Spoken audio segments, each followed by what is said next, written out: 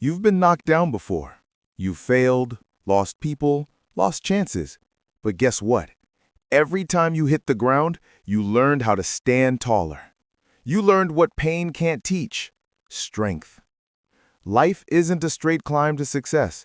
It's a mountain full of storms, falls, and false summits.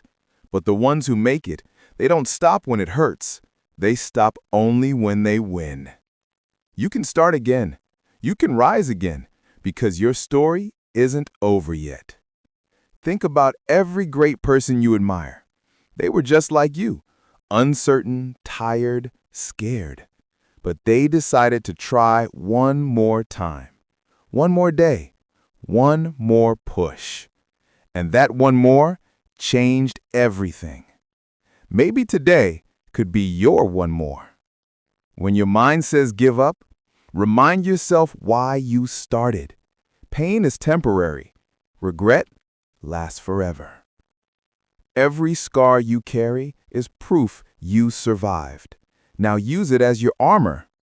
The world doesn't need a perfect you. It needs the real you, the fighter, the believer, the survivor. So rise again. Start again.